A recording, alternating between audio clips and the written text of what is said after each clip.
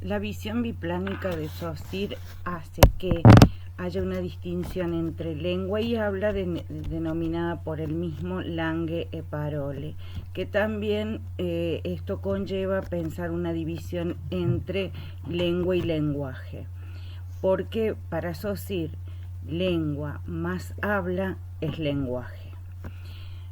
O sea que el habla es la que determina el uso de la lengua. La lengua es un sistema lingüístico que tiene reglas y organización interna. Es un objeto de naturaleza abstracta que representa el conjunto de distinciones y de relaciones esenciales en cada lengua y se concibe como un patrimonio de un grupo social porque es portadora de la cultura a la que pertenece.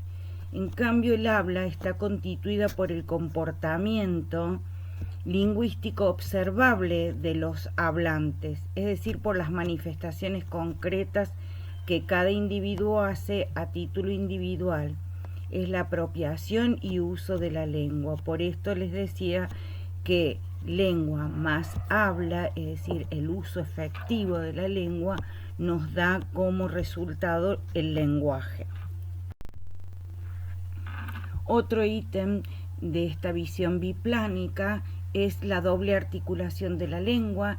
Nosotros habíamos dicho que los sonidos deben ser articulados porque los sonidos, si no son articulados, no tienen significado en sí. Entonces, la primera articulación es, digamos, el concepto que nosotros tenemos de fonema, porque la articulación lingüística es el fundamento estructural que explica por qué una lengua carece de límites explícitos acerca de los que se puede expresar con ella, ¿no? Entonces, si carece de límites explícitos, necesita unidades significantes para poder formar estos conceptos. Esto pone de manifiesto el hecho de que las secuencias lingüísticas a las que les atribuimos un significado global pueden ser descompuestas en segmentos menores. Es decir, el segmento mayor sería el morfema y el segmento menor sería el fonema, en términos de los signos aún sin ser analizados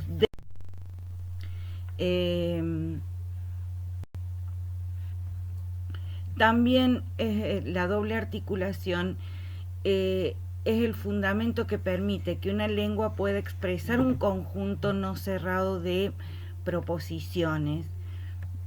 Para Martínez, la articulación es un rasgo auténticamente diferencial de las lenguas humanas. Es decir, por eso es un sistema lingüístico y no un sistema comunicativo, porque utiliza la articulación para dar sentido a cada unidad sígnica, el fonema y el morfema. Entonces, la doble articulación del lenguaje refiere al procesamiento que el ser humano realiza inconscientemente de lo que quiere significar. La primera articulación, entonces, nuevamente, se refiere a los morfemas y la decodificación llevada a cabo para entender un mensaje, digamos, tiene que ver con la segunda articulación que hace que estos morfemas pueden descomponerse en constituyentes menores que son los fonemas. Entramos aquí a un tema que fue incluido porque justamente vimos dos miradas sobre el signo, la de Peirce y la de Saussure. Las lenguas signadas son lenguas que tienen que ver con lo icónico y juega muchísimo el signo, el objeto que va a representar, que sería el representamen, y el interpretante, porque son lenguas que aglutinan elementos aglutinan morfemas en su carácter visogestual manual. Me estoy refiriendo a las lenguas de señas que tienen posiciones y movimientos de manos en relación con la cara y el resto del cuerpo. Es decir, hay rasgos no manuales que se cumplen a la altura del pecho, de la cintura para arriba, en distintos lugares del cuerpo. Esto indica que hay codificación lingüística en la que interviene el propio cuerpo del hablante y del interlocutor. La decodificación depende del sistema sensorial visual, es decir, no entra por el oído, sino que es visogestual.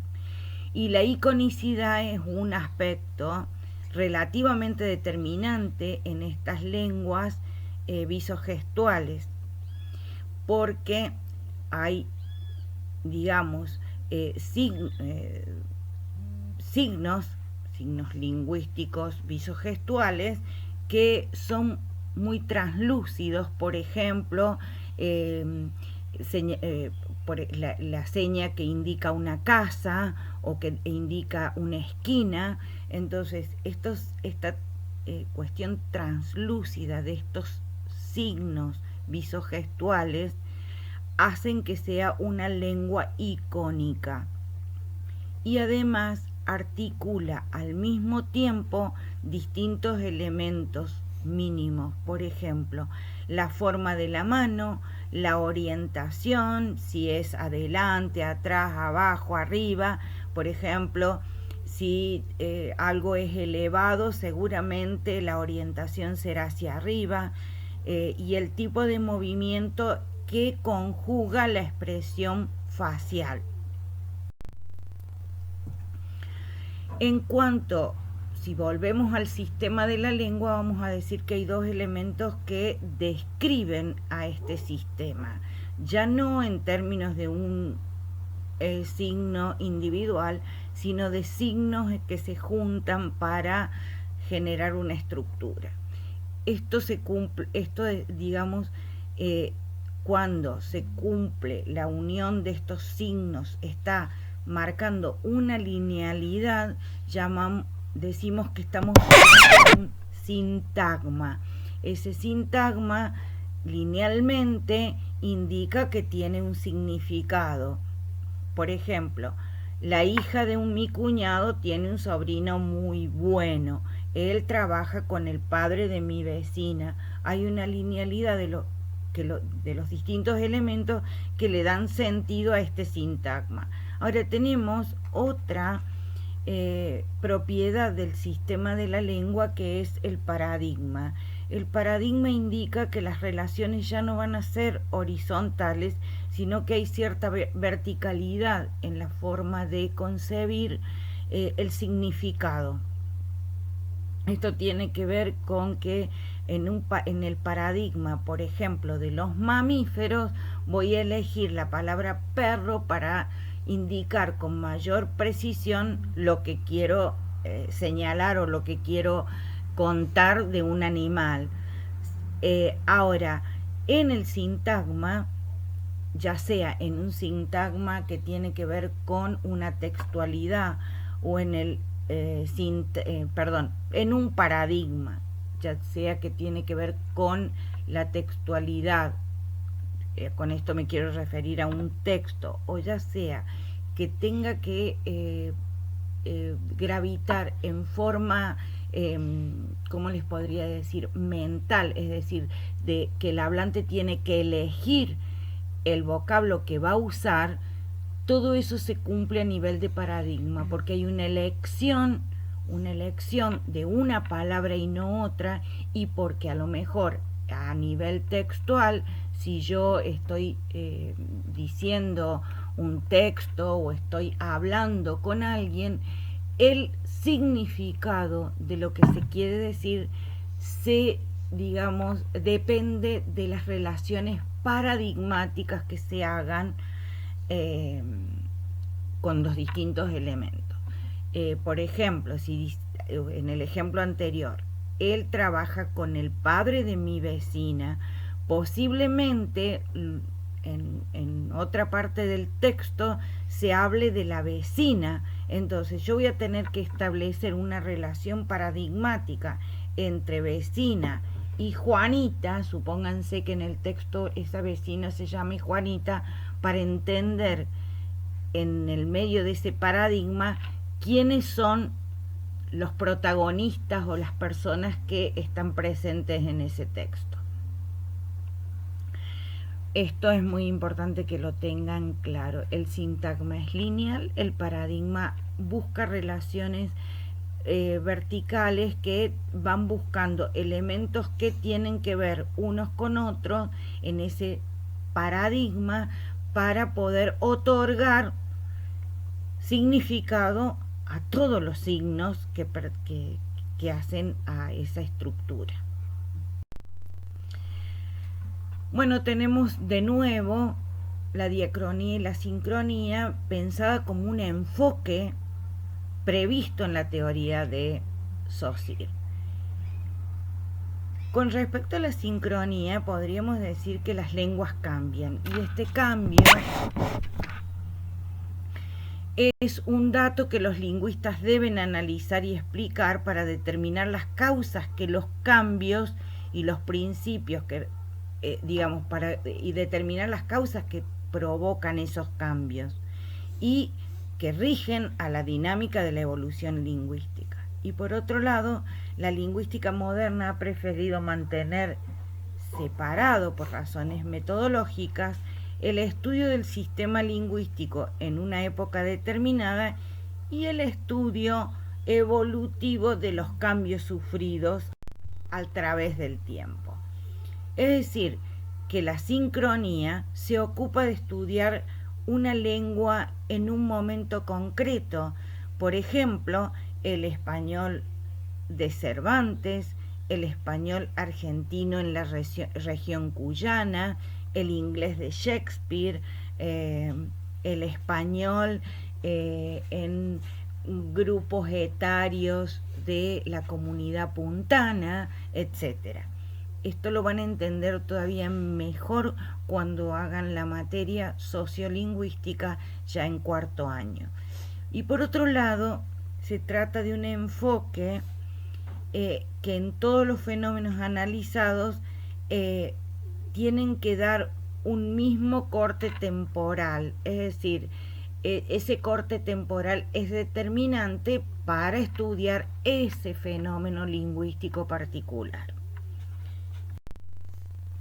En cambio, en la diacronía, el enfoque se ocupa de dar cuenta de las transformaciones acaecidas en subsistemas concretos del español a lo largo de la historia. Pueden analizarse, por ejemplo, los cambios sufridos en el sistema para expresar las relaciones gramaticales, por ejemplo, en la evolución del latín hacia el español, porque es una lengua romance. Por ejemplo, porque el latín tiene casos y el español, cuando se constituye como lengua, deja atrás los casos y se transforma en una lengua flexiva, por ejemplo. La historia de la lengua española registrada por la PESA muestra un estudio diacrónico del sistema, pero para hacerlo se ha valido de los distintos estudios sincrónicos. Es decir, ¿qué ha hecho la PESA? Ha tomado la lengua del Quijote, la lengua del Miocid, las distintas etapas literarias que tuvo, literarias y también a lo mejor algunos estudios históricos que permitieron trazar una lengua hacer un trazo evolutivo del español, y sin que este vocablo evolutivo indique que es mejor el español de ahora que el español del siglo de oro, por ejemplo. También la PESA se va a ocupar de, por ejemplo, relatar la mezcla del árabe en la península ibérica y la cantidad de vocablos a través de la poesía, de las jarchas, de las munguayajas, por ejemplo.